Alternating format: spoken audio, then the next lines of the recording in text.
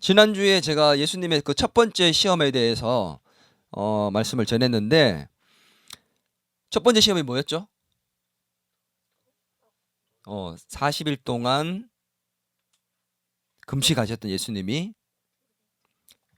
광야에서 마귀에게 시험을 받는데, 첫 번째 시험이 뭐였냐면 마귀가 돌을 가지고 떡을 만들어서 먹으라고 얘기합니다. 그 전제 조건이 뭐였죠? 전제되는 상황이? 아니, 예수님이 뭐였다는 거야? 이 시험을 받으실 때. 그렇지. 오, 체린이 들어 말했어. 준서 말했어. 자, 예수님이 완전한 사람으로서, 인간으로서 시험을 받았다는 게 이제 첫 번째 전제 조건이었잖아요. 가장 중요한. 근데 완전한 사람이었기 때문에 완전 사람으로 이 테스트를 통과해야 되는 거야. 근데 40일 동안 금식했기 때문에 완전히 줄여져 있고 배고파서 죽기 직전이었다는 거야. 40일 동안 금식하면 눈에 뵈는 게 없습니다, 진짜. 뭐든지 다 먹는 거로 보인대요. 다 먹고 싶고, 진짜. 그런 상황 속에서 예수님이 돌을 가지고 떡을 만들지 않았다는 거예요. 왜 만들지 않았다 했죠?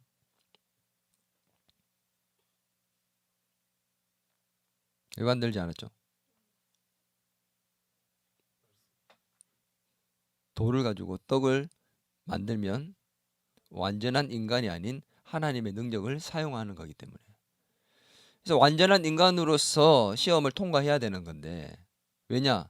결국 마지막에 죽음의 위기에서 하나님의 능력을 사용할 것인가 아닌가에 대한 문제라 얘기했죠. 언제? 십자가에서 죽으신 그 위기의 순간에. 고난받고 죽게 되는 그 위기의 순간에 하나님의 능력을 써버리면 천군 천사를 동원해서 단자 싹 쓸어버릴 수 있다는 거죠. 그리고는 멋지게 십자가가 딱 다다닥 뽑히고 하늘에서 슬로우 비디오로 착 땅으로 내려오는 모습, 사람들이 쳐다보면서 우와, 저분이 정말 하나님이셨구나, 이렇게 되면서 예수님 죽지 않고 이 세상 모든 사람들을 왕으로 등극할 수 있게 되는 거겠죠. 근데 그런 상황들이 펼쳐지면 우리는 다 지옥 가는 겁니다. 그래서 우리를 구원하시기 위해서 예수님은 완전한 인간으로 십자가에서 죽어야만 하는 거예요. 절체절명의 위기의 순간에 하나님의 능력을 사용해서 인간의 모습에서 하나님의 능력을 사용해 버릴 것인가에 대한 문제로 이 시험을 했다는 거였잖아요. 기억납니까? 자, 그때 예수님이 이것을 이겨내셨잖아요. 그죠? 그래서 뭐라고 얘기했습니까? 예수님은 하나님 능력을 쓸 수 있지만, 그런 능력이 있지만, 할 수 있지만 하지 않았다라고 얘기를 제가 했습니다. 그래서 우리가 예수님처럼 그리스도인들도 내가 이거 할 수 있지만 하지 않을 수 있는 것이 진짜 능력이다. 절제할 수 있는 것, 하지 말아야 될 것들도 내가 하는 것, 그게 아니라 할 수 있는 것도 하지 않는 것, 그게 진짜 능력이라는 거죠. 그걸 지난주에 제가 설교를 했습니다. 기억나죠? 그리고 난 다음에 이제 두 번째 시험으로 이제 들어가게 되는 겁니다. 두 번째 시험이 뭐냐? 마귀가 예수님을 높은 산으로 데리고 갑니다. 광야가 아니에요. 이제는 높은 산으로 끌고 가서 그 높은 산에서 천하 만국을 쫙 보여줍니다.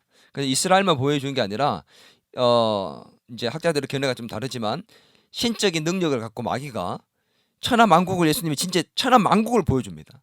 그리고는 만약에 나한테 절하면 이거 모든 거 다 내 건데 하나님이 나한테 부여해 주셨는데 내가 이거 주겠다, 이렇게 얘기합니다. 누가복음 4장 5절에서 7절 같이 한번 볼까요? 누가복음 4장 5절에서 7절입니다. 시작.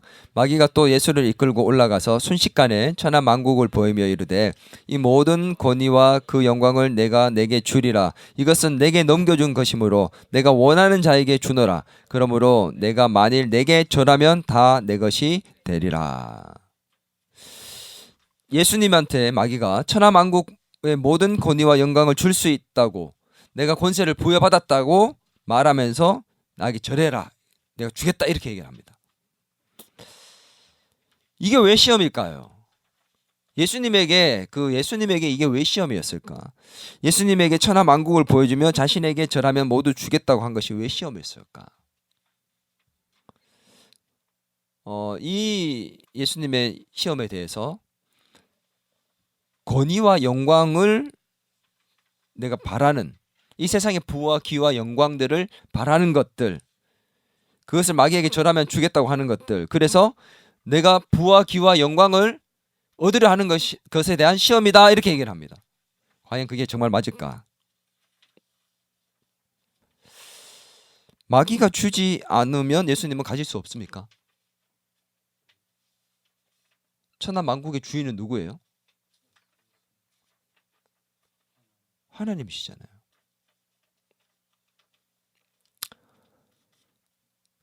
사실 주지 않아도 예수님은 이미, 하나님은 천하 만국의 주인이시고, 또 물론 마귀에게 하나님께서 이 세상의 모든 것들에 대한 권위를 어느 정도 일정 부분 허락하신 게 맞습니다. 어둠의 권세가 장악을 하고 있거든요. 근데 완전하게 준 게 아니에요. 영원하지도 않고. 근데 진짜 자기 거인 듯 거짓말하고 있는 거죠. 진짜 주인은 하나님이시거든. 지금 마귀가 내 거다라고 얘기하잖아. 그 마귀가 거짓말을 하고 있는 거예요. 실제 주인이신 예수님 앞에서 그렇게 그것도 말하고 있다는 거죠. 정말 웃긴 일이 아닙니까, 그죠? 근데 이게 왜 예수님에게 도대체 시험이 되는 것일까? 왜일까요? 부와 기와 영광에 대해서 테스트하는 거다. 내가 절하면 내가 이거 줄 건데 너 부와 기와 영광을 누릴 것이니? 이런 문제의 시험이라고 우리는 이때까지 알고 있었습니다. 그렇죠? 근데 과연 진짜 그것일까? 예수님께서 이 시험을 받으셨는데 왜 이게 시험인가에 대해서 우리는 이제 깊이 좀 다뤄보려 하는 거죠. 자, 빌립보서 2장 8절에서 10절을 한번 보겠습니다. 같이 한번 읽어볼까요? 시작. 사람의 모양으로 나타나사 자기를 낮추시고 죽기까지 복종하셨으니 십자가에서 죽으심이라. 이러므로 하나님이 그를 지극히 높여 모든 이름 위에 뛰어난 이름을 주사 하늘에 있는 자들과 땅에 있는 자들과 땅 아래에 있는 자들로 모든 무릎을 예수의 이름에 꿇게 하시고. 마태복음 28장 18절 같이 읽습니다. 시작. 예수께서 나와 말씀하여 이르시되 하늘과 땅의 모든 권세를 내게 주셨으니. 예수님에게 모든 권세를 하나님 주셨다는 거죠. 근데 보세요. 언제 주신 거예요? 지금 이 말씀들이 다 언제예요? 십자가에서 죽고 난 다음에 그 죽음을 통해서 부활하신 이후에, 죽음이 부활하신 이후에 지금 주신 것을 말씀하는 것이 바로 지금 방금 이것도 말씀드립니다. 곧 십자가의 죽으심이라 하나님이 그를 지극히 높여 모든 이름 위에 뛰어난 이름을 주사. 마태복음 말씀도 예수님이 승천하시기 전 십자가에 죽고 부활해서 하늘로 올라가기 전에 지금 제자들에게 주신 말씀이잖아요. 십자가의 죽음과 부활 이후에 하늘과 땅의 모든 권세를 부여받습니다. 하나님으로부터. 마귀는 예수님께 십자가의 죽음 이후에 받아야 될 부와 기와 영광을 보여주면서 내게 절하면 내가 줄게 라고 얘기합니다. 마귀가 나중에 예수님이 이 모든 것의 주인이고 또 받게 될 것에 대해서 알았을까요? 몰랐을까요? 알고 있습니다. 이미 예수님이 하나님이시고 주인이라는 것도 알고 있고 십자가의 죽음 이후에 모든 것이 부여받는 것도 알고 있습니다. 근데 지금 뭐라고 얘기합니까? 지금 나한테 절하면 내가 지금 줄게. 지금이란 단어가 없지만 이 뉘앙스는 그거예요. 내게 절해라. 부와 기와 영광 지금 이거 죽음을 거치지 않고 내가 줄 수 있다. 하나님 내게 주셨다. 라고 지금 유혹하고 있다는 거죠. 뭐를 유혹하는 거예요? 죽지 않고 지혜라는 겁니다. 이 시험이 그런 시험. 그래서 예수님에게 시험인 거예요. 부와 기와 영광을 보여주고 그걸 얻을래라는 시험. 이거 의미가 없는 거예요. 왜냐하면 이미 다 예수님 건데 이게 이 땅에 가난한 자로 오셨고 마구간에서 태어나셨고 가난한 자들과 함께 사셨던 이분이 부와 기와 영광이 뭐가 그렇게 탐나겠습니까? 이게 왜 시험이 되겠냐는 거예요. 그게 아니라는 거예요. 그 모든 것들을 죽음 위에 하나님께서 그에게 부여하실 것인데 죽음이 아닌 그냥 내게 절하고 가져가라 이거 쉽게 가자는 겁니다. 왜 그렇게 유난 떨며 고난받고 힘들게 어렵게 죽음을 가지고 그렇게 받아야 되느냐?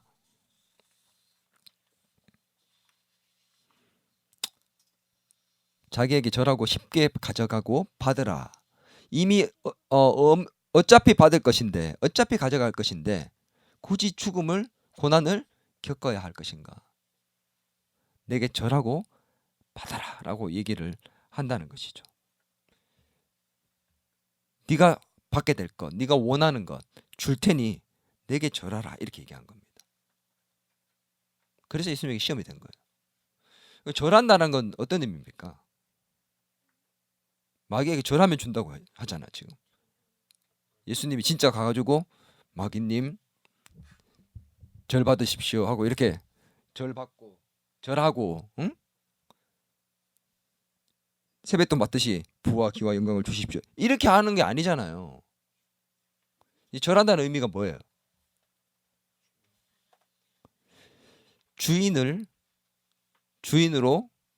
섬긴다는 의미거든요. 마귀를 주인으로 섬긴다. 마귀를 주인으로 섬긴다는 의미는 또 뭡니까? 우리가 마귀에게 실제로 가서 절한 적 없잖아요. 그죠? 그죠? 우리가 마귀한테 가가지고 절 받으십시오 마귀님 하고 절하고, 저에게도 부와 기의 영광에 세뱃돈을 주십시오 이렇게 얘기하지 않잖아요. 한 적 없어요. 근데 우리는 실제로 마귀를 섬기고 살고 있을까요? 아니면 하나님을 섬기고 살고 있을까요? 하나님을 섬긴다 하면서도 마귀를 섬길 때가 많다니까요. 마귀를 주인으로 섬길 때가 많다. 그게 도대체 어떤 의미냐는 거지. 내 삶의 자리에, 내 삶의 주인의 자리에 하나님이 아닌, 하나님이 통치하고 하나님 다스리는 자가 아닌 마귀의 통치와 다스림을 받고 있는 영역들이 더 많을 때 우리는 마귀의 지배를 받고 마귀를 섬긴다고 얘기하는 겁니다. 내 삶의 자리에서 우리는 누구에게 절하고 누구를 섬기며 살고 있느냐. 우리가 마귀를 섬긴다는 의미가 좀 구체적으로 얘기하면 마귀님 영광을 받아주십시오, 나는 마귀를 따르겠습니다, 이렇게 얘기하는 걸 의미하는 게 아니에요. 마귀는 그렇게 어리숙하지 않습니다. 마귀가 준 것들, 공중의 권세를 부여받은 자로서 줄 수 있는 것들에 대해서 유혹하고 그것을 줘서 자기를 따르게 만드는 거예요. 그게 뭐예요? 그게 바로 부와 귀와 영광입니다. 돈, 인기, 명예, 권력. 정치인들 보세요. 지금 왜 저 난리칩니까? 우리나라가 지금 권력과 힘을 가져야 모든 것을 할 수 있으니까. 바로 이런 것들이, 그런 것들에 지배되어서, 그런 것들에 현혹되어서 그것들을 위해서 사는 자들은 마귀의 지배 아래 마귀를 섬기며 마귀에게 절하는 삶을 사는 것들이 되는 거예요. 그렇게 마귀에게 절을 하면, 이 세상의 것들에 대해서 절을 하면, 마귀를 섬기는 자로 살게 되면 어떻게 되겠습니까? 우리가 오늘 예수님에게 그러한 시험을 지금 마귀가 하고 있다는 겁니다. 이 마귀에게 시험을 받았던 그 시험은, 예수님 받은 시험은 오늘 우리에게도 동일하게 시험은 계속되고 있지 않습니까? 쉽게 가자. 도대체 뭐 그렇게 유별나게 굳이 그렇게까지 하면서 신앙생활을 해야 되냐. 좀 쉽게 가도 돈 벌 수 있어, 유혹하는 겁니다. 야, 이렇게 피곤한데 아침에 굳이 일어나서 예배 드리러 가야 돼? 영상으로 해, 영상으로. 그러면 되잖아. 나중에 늦게 일어나더라도 푹 자고 일어나서 제대로 정신 차려가지고 영상으로 집중해서 예배 드리면 그게 훨씬 더 좋은 거 아니야? 맞습니까? 마귀는 이렇게 유혹한다고. 달짝지근하게, 진짜 그렇게 달콤한 유혹으로 우리를 무너뜨리려 합니다. 그래 자자.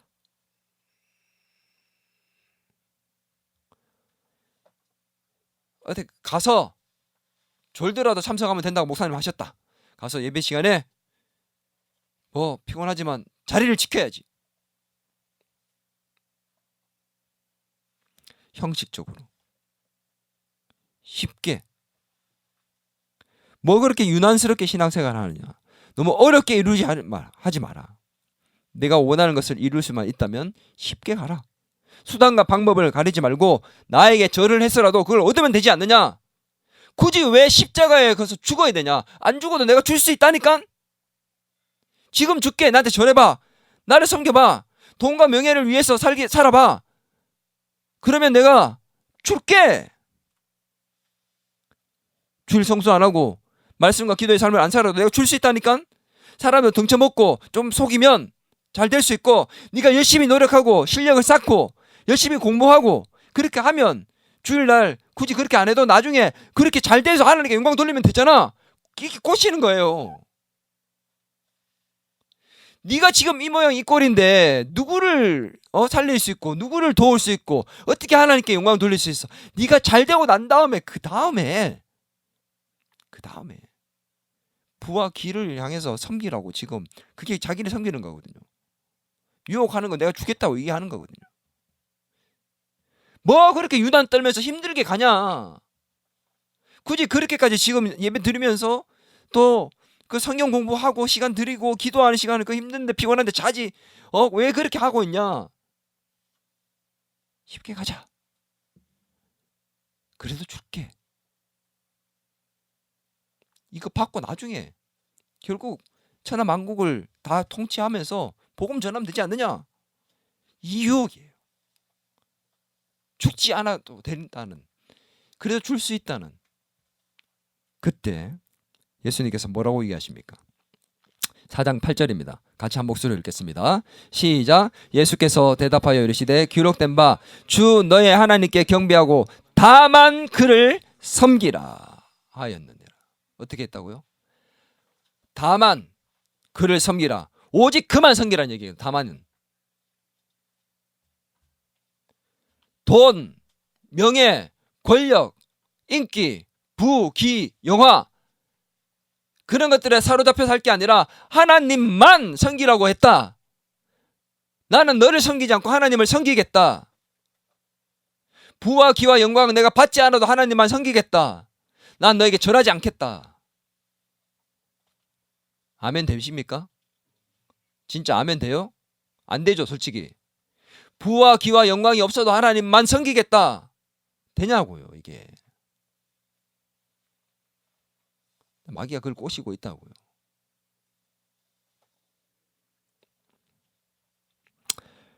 마귀의 시험은 뭡니까? 나의 원함과 나의 기쁨을 추구하는 삶이 아니라 하나님께서 뜻하시고 기뻐하는 삶을 살 수 있도록 살아야 된다는 것인데, 마귀는 그렇게 살지 않도록 자꾸만 시험을 하는 거죠.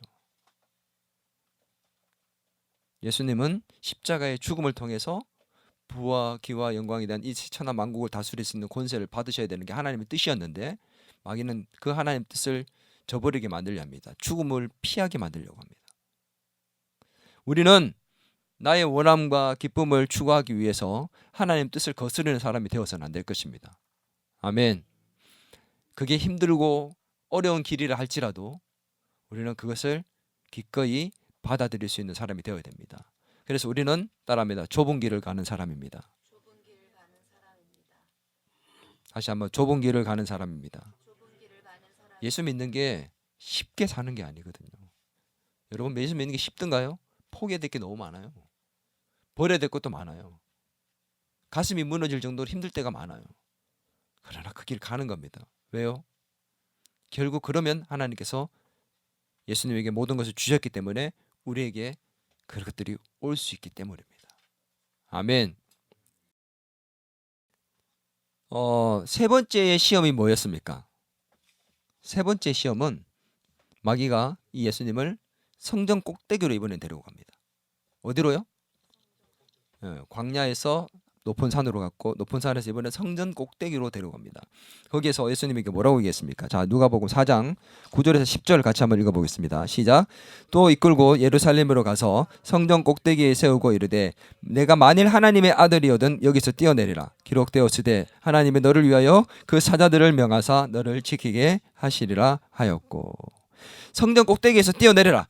그러면 하나님이 천사들을 동원해 가지고 네가 땅에 떨어지기 전에 너를 탁 붙들어서 살게 해줄 것이다. 살려줄 것이다. 이 시험을 했다는 것이죠. 자, 이게 왜 예수님에게 시험이 되냐는 거. 이게 또 중요합니다.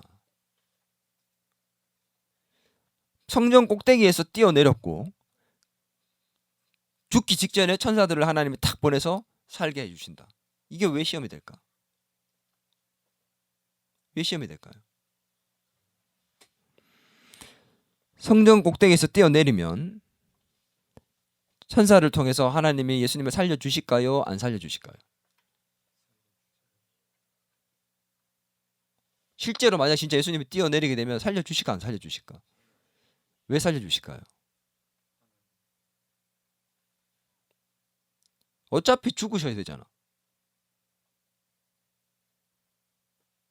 근데 예수님은 그렇게 죽으면 안 되거든. 예수님은 십자가에서 우리를 위해서 죽으셔야 되거든. 그래서 살려주시겠죠. 지금 실제로 예수님이 천군 천사들이 지금 옆에 있다고, 동원할 수 있다고 또 그렇게 말씀하셨고, 예수님 주변에 천군 천사가 수종을 들고 있다고 얘기를 하고 있습니다. 성경을 보면. 그래 뛰어내리면 얼마든지 살 수 있습니다.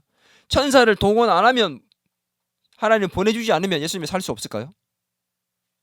예수님 자체의 능력으로도 얼마든지 살 수 있다니까요. 성전에서 딱 뛰어내렸는데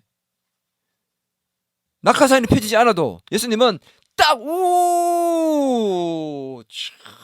슬로비드 내려올 수 있다니까.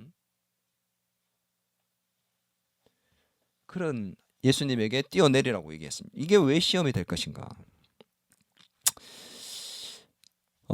예수님께서 성전에서 뛰어내리면 천사를 통해서 구원해 줄 거라는 이 시험에 대해서 우리 한번 잘 생각해 봅시다. 뭐라고 마귀가 얘기합니까? 하나님께서 천사를 보내서 살려줄 거야 라고 얘기했습니다. 지금 이 시험을 잘 보세요. 마귀가 시험하고 있는 게 예수님에 대한 시험입니까? 하나님에 대한 시험입니까? 근데 지금 우리는 이걸 예수님의 세 가지 시험 중에 한 가지로 지금 알고 있잖아요. 잘 들어보세요. 하나님의 능력에 대한 시험입니까? 예수님의 능력에 대한 시험입니까? 근데 많은 사람들이 이 설교에 대해서 예수님이 능력을 사용하시, 하나님의 능력을 쓰는 거라고 지금 착각하고 있는데 그게 아니에요. 예수님의 능력을 써서 하는 게 아니고 하나님이 천사를 동원해서 너를 살려줄 것이라는 것에 대한 하나님의 능력에 대한 시험을 지금 마귀가 하고 있다는 거죠. 근데 이게 왜 예수님에 대한 시험이라는 거죠. 이해됩니까? 왜 그럴까요? 지금 언뜻 보면 하나님을 시험하고 있는 거예요. 하나님의 능력을 시험하는 거예요. 뛰어내려봐. 그러면 하나님 너를 살려주는지 아닌지 보자. 하나님 능력을 쓰는지 안 쓰는지 보자. 하나님의 능력에 대한 시험인 것처럼 보입니다. 근데 이게 왜 예수님에 대한 시험이냐 이 말입니다. 그리고 또 실제로 예수님 뭐라고 얘기했습니까? 4장 12절에 보니까 예수께서 대답하여 이르시되 주 너의 하나님을 시험하지 말라 하였느니라. 예수님도 그렇게 얘기하십니다. 하나님 시험하지 말라 이렇게 얘기합니다. 지금 누구에 대한 시험이라고 이게? 이렇게 생각합니다. 예수님이 하나님이니까 하나님에 대한 시험이구나 이렇게 생각합니다. 그런 게 아니에요. 지금 보면 이건 마귀가 하나님의 능력을 시험하는 것처럼 보입니다. 그런데 왜 이게 예수님에 대한 시험이냐? 이게 오늘 우리의 주안점이라는 거죠. 이 말씀에 대해서 예수님이 이 마귀의 시험에 대해서 예수님은 신명기 6장 16절의 말씀을 인용하셨어요. 자, 이것이 중요합니다. 우리 신명기 6장 16절을 같이 한번 읽어보겠습니다. 시작. 너희가 마사에서 시험한 것 같이 너희 하나님 여호와를 시험하지 말고, 이 말씀을 인용해서 마귀의 시험을 물리치십니다. 이 말씀에서 하나님을 시험하지 말라는 그 말씀 앞에 언급된 사건이 있죠. 그 사건이 뭐예요? 뭐라고 되어 있습니까? 마사의 사건이라고 얘기합니다. 마사의 사건이 뭐예요? 마사라는 것은 무리바를 얘기하는 겁니다. 무리바 마사의 사건입니다. 무리바 마사의 사건 들어봤습니까? 기억 안 나요? 얘기하면 기억날 건데. 어떤 사건이냐면 애굽에서 이스라엘 백성들이 나왔잖아. 출애굽했잖아. 그리고 이제 광야에 들어갔을 때 마실 물이 없어가지고 하나님께 불평하는 장면이 있었습니다. 기억납니까? 그 불평할 때 하나님께서 모세에게 뭘 하라고 했죠? 반석을 치라고 얘기했죠. 반석을 치면 뭐가 나온다고요? 물이 날 것이다. 그 반석은 뭐라고 얘기했습니까? 나중에 뭘 상징하는 거라고. 예수 그리스도. 근데 그게 중요한 게 아니고 그 반석을 치면 물이 나온다 해서 모세가 반석을 쳤더니 진짜 물이 나왔고 그걸 마시게 됩니다. 그래서 그때 사건을 뭐라고 얘기하냐면 무리바, 그때 그 사건을 무리바라고 얘기합니다. 마사라고 얘기합니다. 똑같은 말이에요. 무리바 마사의 사건이 그래서 반석을 쳐서 물이 나오게 하는 사건이다, 그렇게 생각하면 됩니다. 그것의 이름을 그래서 마사라고 했고, 그래서 무리바 마사의 사건이라고 하는데, 이 무리바 마사의 사건에 대해서 출애굽기 17장 7절에 보면 어떻게 되는지 한번 볼까요? 자, 시작. 무리바 마사 사건 17장에 나옵니다. 출애굽기에 같이 읽어봅니다. 그가 그곳 이름을 마사 또는 무리바라 불렀으니 이는 이스라엘 자손이 다투었으며 또는 그들이 여호와를 시험하여 이르기를 여호와께서 우리 중에 계신가 안 계신가 하였습니다. 지금 목말라서 죽게 되니까 뭐라고 얘기합니까? 하나님을 시험했다고 나와요. 지금 뭐라고 얘기하면서 우리 중에 하나님이 정말 계신가 안 계신가, 이게 무슨 말일까? 우리가 죽게 됐는데 하나님은 우리와 함께 하셔서 우리의 이 문제, 죽게 된 문제를 해결해 주시느냐 안 해주시냐에 대해서 지금 불평하면서 원망하면서 모세에게 말하고 있다는 거예요. 우리를 끌어내서 지금 광야에서 목말라 죽게 만드는 거예요. 물도 없이 대책도 없이 나와가지고 어떻게 하는 거예요? 지금 모세한테 묻는 거예요. 그걸 뭐 했다고 지금 얘기하고 있죠? 하나님을 시험했다라고 얘기합니다. 이렇게 한 게 아니에요. 자, 우리가 목말라 죽게 됐는데 하나님이 물을 주시나 안 주시나 한번 볼까? 자, 한번 볼까? 그런 느낌의 뉘앙스의 질문이 아니라는 거예요. 하나님께서 우리 살려주시니까 한번 볼까? 이게 아니라는 거지. 시험 테스트 하는 게 아니라 뭐 하고 있다는 거예요. 지금 왜 우리를 데리고 나와서 물도 안 주고 죽게 만드느냐? 하나님 정말 우리 안에 계신 거야?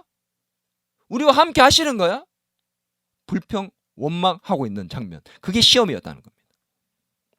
이스라엘 백성들이 뭘 시험하였다는 겁니까? 죽을 것 같이 힘들고 어려운 상황에서도 하나님이 우리와 함께 해주시고, 그래서 우리의 문제를 해결해 주시느냐 안 해결해 주시지 않느냐, 그 하나님의 능력에 대해서 불평하며 시험했다는 겁니다. 위기가 오고 가장 힘든 순간, 죽을 것 같은 위기의 순간에 하나님이 함께 해주시고 반드시 해결해 주시는 것이라는 믿음으로 기도하며 기다려야 되는데, 그렇게 하지 않고 원망하고 불평하는 것, 하나님 살아계시고 우리와 함께 하신다면 어떻게 이룰 수가 있어? 내가 이렇게 기도해갖고 하나님께 신앙생활 잘해왔는데 하나님이 함께 하신다면, 살아계신다면 어떻게 내게 이런 일이 일어날 수 있어? 이게 뭐 하고 있는 거예요? 시험하고 있는 거랍니다. 다른 게 시험하는 게 아니라 이렇게 원망하고 불평하는 게, 하나님이 함께 하신다면 어떻게 이렇게 할 수 있어? 정말 우리 가운데 계신 거야? 라고 말하고 있는 그것들이 하나님을 시험하고 있는 거라는 거예요. 왜 시험입니까 이게? 하나님을 진짜 믿고 있으면, 하나님이 함께 하시고 해결해 준다는 걸 믿으면 이런 불평과 원망이 나오지 않는다는 거죠. 왜 이렇게 하고 있습니까? 우리를 이렇게 했으면 어렵게 하고 있는데 하나님이 함께 하신다면 해결해 줘야 되는 거 아니냐? 나 볼 거야. 진짜 하나님 살아계신지 한번 볼 거야. 이건 불신앙이거든요. 정말 하나님이 살아계심을 믿습니다. 기다리겠습니다. 힘들고 어렵겠지만 내가 참아보고 견디겠습니다. 이건 믿음인데, 이 어려움에서 나를 건져주시니 나 지켜볼 거야. 이번에 지켜주시지 않으면 하나님 나 없는 거야. 내가 기도했는데 들어주시지 않으면 하나님 안 계신 거야. 이거는 시험이에요. 하나님을 시험하는 거예요.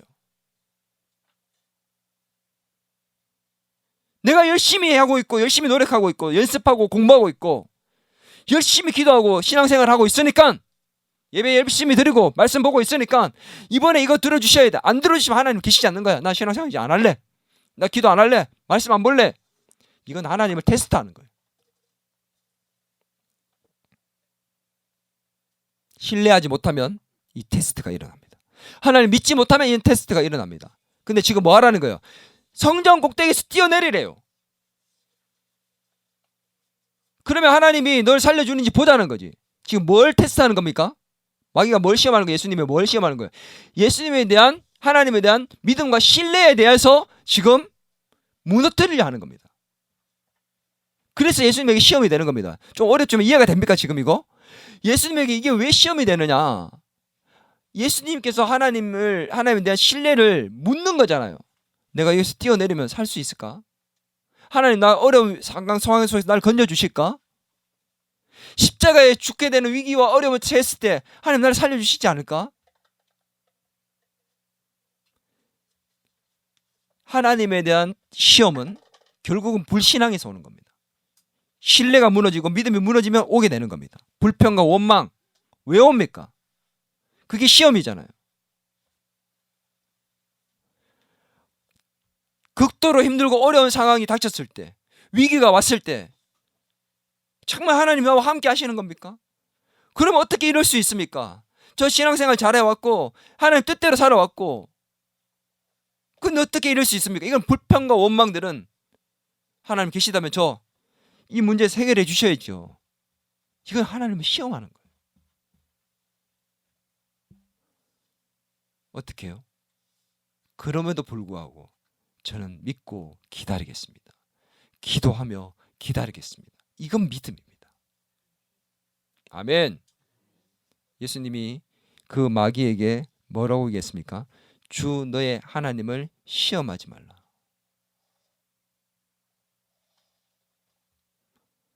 하나님 능력을 갖고 달아보지 말라는 겁니다. 왜요? 하나님 날 살려주신다. 내가 그걸 왜 테스트해야 돼? 테스트 안 해도 하나님 날 살려주시는데, 맞잖아요. 내가 그걸 테스트하는 순간 하나님과의 나의 그 신뢰와 믿음이 무너지는 거거든요. 그렇지 않습니까? 이해가 되고 있는 거야, 안 되고 있는 거야 지금? 내가 테스트를 하는 순간, 뛰어내는 순간 하나님의 능력에 대해서 신뢰가 무너졌기 때문에 테스트하고 있는 거잖아. 믿고 있으면 뛰어낼 필요가 없는 거예요. 그죠? 살려주시는 거니까. 불평할 필요도 없고 원망할 필요도 없는 거예요. 염려 걱정이 필요 없는 거지. 신뢰하지 않으니까 뛰어내려서 테스트 해보는 거잖아. 오늘 우리가 어려움의 순간, 위기의 순간에 자꾸 이런 마귀의 유혹에 빠진다는 거죠. 너 이거 봐, 이렇게 했는데 하나님 안 들어주시잖아. 좀 하나님 계신 거야? 계신 거 맞아? 너와 함께 하시는 거 맞아? 너 그렇게 기도했는데도 안 되잖아. 하나님은 합력해서 다 선을 만드시고 그 과정 속에 있는데, 그 과정 속에서 우리를 무너뜨리려고 이런 유혹을 자꾸 한다는 거야. 뛰어내려봐!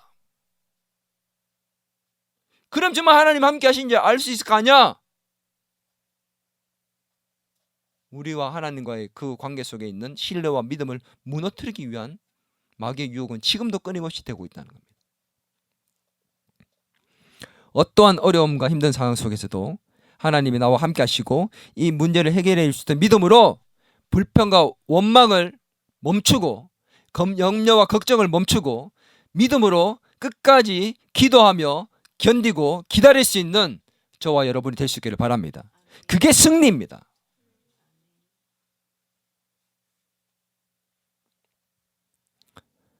마귀의 시험과 유혹이 왔을 때 그렇게 우리는 승리해야 합니다. 아니야, 하나님 뜻이 있어. 하나님 분명히 나를 이 어려움에서 건져주신다. 나는 믿기에 끝까지 나는 기도하며 나아갈 거야. 상황이 볼 때 막 진짜 절벽에서 떨어지는 것처럼 보입니다. 성전 꼭대기에 있는 것처럼 떨어져 내려 죽을 것처럼 보입니다. 그런데 끝까지 믿는 거예요. 벼랑 끝에 선 상황에서도 우리는 끝까지 주님을 신뢰하고 믿음으로 기도하며 참고 견디며 기다릴 수 있는 저와 여러분이 될 수 있기를 주의 이름으로 축원합니다. 이런 마귀의 시험 앞에 예수님이 어떻게 이기셨습니까? 이게 중요하잖아요. 제가 마가복음에서 예수님께서 시험 받았던 장면들을 얘기할 때 예수님이 마귀의 시험을 이겼던 그 방법에 대해서, 원리에 대해서 설교를 한번 했습니다. 기억나요? 어떻게 이겼죠? 두 가지의 방법이었습니다. 간단하게 오늘 언급을 해주겠습니다. 첫 번째, 예수님이 마귀를 물리치신 방법이 첫 번째가 뭐예요? 말씀이죠. 말씀. 예수님은 첫 번째 돌을 가지고 떡을 만들라는 시험에서는 신명기 8장 3절 말씀으로, 두 번째 시험인 사탄에게 절하라는 시험에서는 신명기 6장 13절 말씀으로, 세 번째 시험 성전 꼭대기에서 뛰어내리는 시험은 신명기 6장 16절 말씀으로, 이 말씀으로 다 물리치셨다는 겁니다. 마귀와 싸울 때 우리가 유일하게 공격할 수 있는 무기가 뭐라고 얘기했습니까? 말씀이라고 했죠. 에베소서에 보면 말씀이 뭐라고 나옵니까? 검이라고 나옵니다. 찌를 수 있는 공격력 무기는 딱 말씀밖에 없어요. 마귀가 와서 예수님의 말씀으로 지금 딱 찔렀다. 오늘 우리가 매주 성경 구절을 암송하고 있죠. 이게 아무것도 아닌 것처럼 보이죠. 근데 시험이 딱 왔을 때 이게 떠오른다니까. 마귀가 시험이 딱 올 때 딱 떠올라요. 나도 모르게 내 DNA 속에 있는 이 말씀이 딱 떠올라가지고 딱 공격하게 되는 겁니다. 근데 이게 말씀이 약하면 공격할 수가 없어. 공격력 무기가 없어요. 그러니까 계속 그냥 방어만 하다가 패배하는 거지.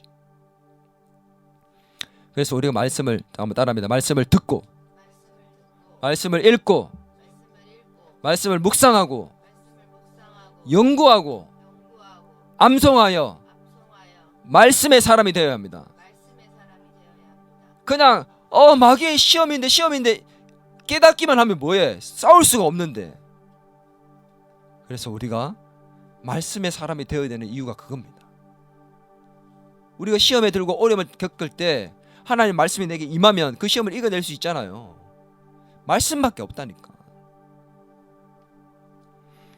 오늘 우리가 이제 이렇게 말씀을 듣고 성경을 읽고 매일 성경을 읽어야 되는 이유, 매일 큐티를 하고 우리가 설교를 듣고 또 그렇게 암송을 하고 하는 이유들이 뭐냐? 바로 이 마귀의 시험에서 우리가 승리해내는 삶을 살기 위해서입니다. 아멘. 두 번째가 뭐였으니 기억납니까? 바로 성령 충만입니다. 예수님께서 누가복음 4장 1절에서 2절에 보면 성령의 충만함을 입어 요단강에서 오사 광야에서 40일 동안 성령에 이끌려 마귀의 시험을 받았다고 얘기합니다. 예수님은 성령에 이끌려 성령 충만함을 받은 상태에서 이렇게 시험을 받고 승리하게 됩니다. 절대 만만하지 않아요. 여러분, 마귀와 싸워서 이길 수 있는 사람 손 들어봐요. 1대1로 맞짱 떠고 난 이길 수 있다. 절대 이길 수 없습니다.